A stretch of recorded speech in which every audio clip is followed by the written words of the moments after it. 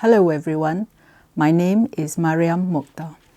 My years at university were some of the happiest days in my life. I made many new friends, enjoyed many experiences, joined many activities, learned how to cook.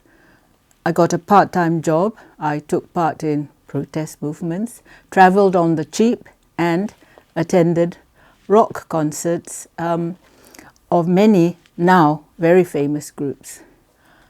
When one is sent overseas to study, one does not just stay amongst one's own racial group, which is what I notice is happening with some Malaysians who venture overseas to study. The Malaysians who stick to their own kind, who are reluctant to socialize with other people, or even learn to understand the people and the culture of the country they have been sent to, they are depriving themselves of a golden opportunity. All I can say to them is, open your eyes to the world, uncage your mind. If any Malaysian feels so insecure about being in a Mat Saleh country, why on earth did they agree to be sent overseas? Perhaps they should just give up their place of study to a more worthy individual who is not afraid to learn and to be exposed to new experiences. Now, the following video, which you are about to see, was sent to me earlier today. Do have a look at it and tell me what you think. Here in the UK, a lot of universities have a Malaysian society, or MSOC. And as you can probably already tell, MSOC is the Society of Malaysians. And every year, throughout different parts of the year, the Malaysian societies of these unis will host the M Games, or the Malaysian Games. The M Games is essentially a sports event, complete with participants, scorekeepers, a committee, etc. Now, word has been going around that the Malaysian society of one of the unis here in the UK have decided to, for the first time ever, host an after party for the M Games. The after party is to be held in a nightclub and all the participants of the M Games are invited. Let's remember that this after party is organized by the Malaysian society. Within Malaysian society, it's not just non-Muslims. There are plenty of Muslims in the Malaysian society. The activities at this after party misalign with Islamic practice, and so inviting all participants, including Muslims, to this event has a disrespectful undertone. Furthermore, clubbing, drinking, partying has never been Malaysian culture. We have our own means of celebration, of entertainment, so why indulge in activities that aren't even part of our culture to begin with? It's not a very good look. And besides, alcohol is chemically a depressant. This is a friendly reminder, not just for my fellow Muslims, but for my fellow Malaysians. Benda yang tak bermanfaat, benda yang tak elok, kalau tak pernah buat, jangan mula buat. Thank you for your time. Okay, first thing I will say is this. She's such a misery guts. The young lady is a sad, sad case. No, I do not mean that she herself is sad or sedih. She's not sedih. What I'm saying is that she is ridiculously contemptible and utterly pathetic.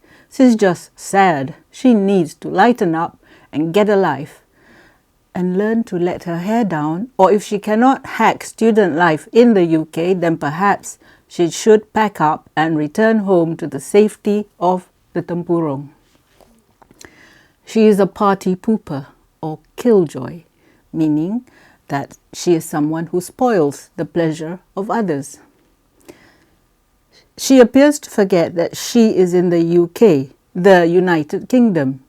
She must appreciate that she is not in UK Ulu Kinta or UK Ulu Kelang or Ulu Kelantan.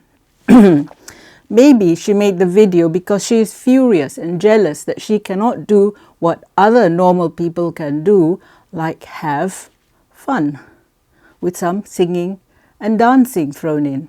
Now, in the video, she voiced her objections to how Malaysian university students unwind after taking part in the Malaysia University Games or after helping to organize the games.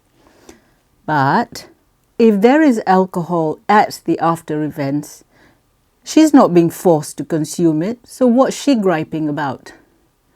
If there is any dancing, she need not take part and she can remain seated.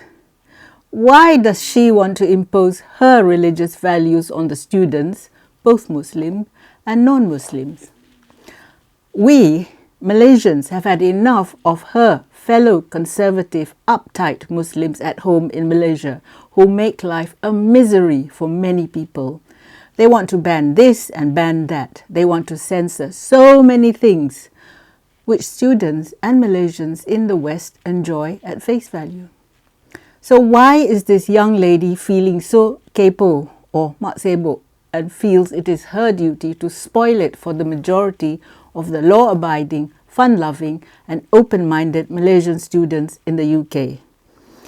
So if this young lady feels out of place, she could either go home and settle into her straight-laced society of censorship and more censorships, or she could try to enroll at a university in Afghanistan or Pakistan, Somalia, Yemen, Syria, Jordan or Egypt, where she can do her nasheed singing or recite more du'as and be content that she has a place in her chosen women-only allowed events.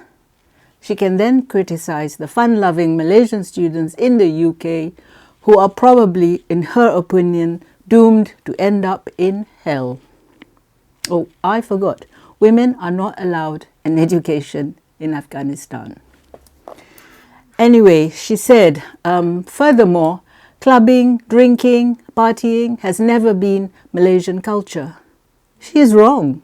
When I was growing up, partying and mixing and mingling of both sexes of all races was very much a part of Malaysian culture.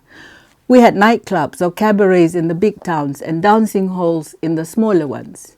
And in the rural areas, in the kampongs, everyone looked forward to weddings so that there'll be a live band and dancing like joget and ronggeng and lots of singing too. It's a shame that she is so young and that all she knows is the Taliban-like culture which was imported by the conservative mad mullahs into Malaysia after the Iranian or the Islamic Revolution of 1979. She is correct to say that alcohol is a depressant, but I can assure her that conservative Muslim or PAS types who impose their strict Islamic interpretation on other Malaysians can cause major depression in people. And to the Malaysian students who are harassing members of the MSOC, Malaysian Society, just leave them alone. You were sent here to study, sent to UK to study, and not impose your religious values and prudish values on others.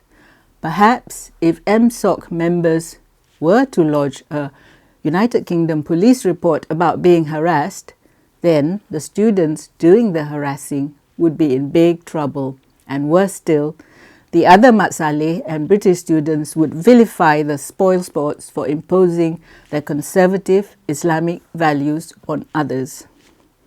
If the Malaysian authorities are also unhappy, they can save a lot of tension by sending their prized Malay students to Middle Eastern universities. And then all they have to do is hope and pray that these students will not return home to Malaysia radicalized. Thank you for listening. Speak to you soon. If you like my videos, please press like and subscribe to my YouTube channel. Please also visit my Patreon channel if you wish to sponsor me. Thank you.